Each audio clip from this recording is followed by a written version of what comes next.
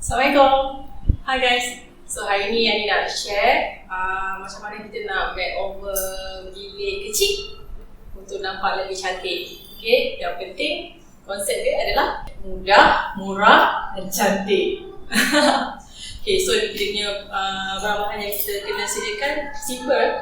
Satu, so yang sangat tajam, penting, and wallpaper.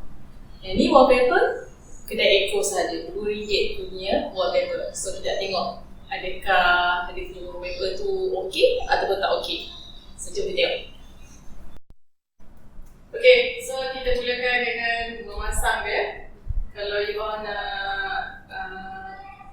nak cepat, kita ada assistant seorang.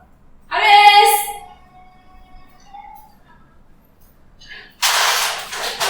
Ya, bro.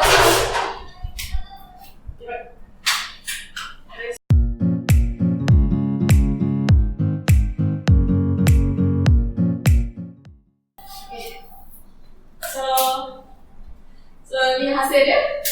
Walaupun anda first time pasang, dia akan jadi sempurna macam ni juga. Okay, next.